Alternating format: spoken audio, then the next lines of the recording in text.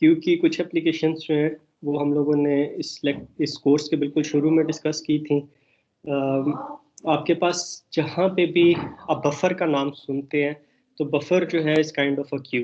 जिस तरह आपने स्ट्रीम बफ पढ़ा था ना फाइल हैंडलिंग में, तो होता क्या, जब आप फाइल में राइट कर रहे होते हैं तो आप फर्स्ट करें आप करेक्टर बाय करेक्टर राइट कर रहे हैं, तो एक एक करेक्टर जो है वो फाइल में जाके नहीं स्टोर होता। वो हम लोगों ने डिस्कस किया था क्यों नहीं स्टोर होता। होता क्या है कि वो स्ट्रीम बफ में जा रहा होता है।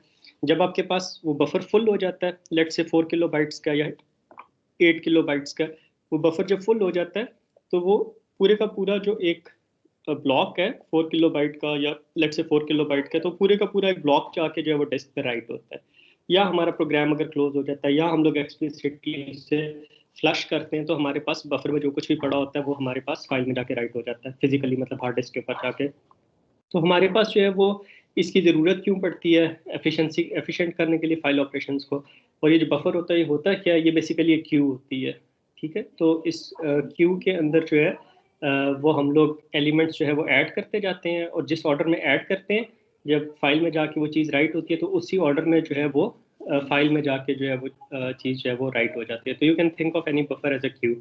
आपके पास नेटवर्किंग के अंदर जितना आपके पास डाटा आ रहा होता है उसके लिए क्यूज मेंटेन हो रही होती है। आपके पास ऑपरेटिंग सिस्टम जो है वो कई क्यूज जो है वो मेंटेन कर रहा होता है।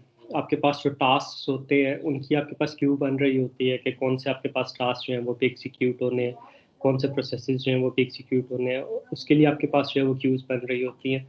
तो इसकी एप्लीकेशंस जो हैं वो बेशुमार जो है वो इसकी एप्लीकेशंस है।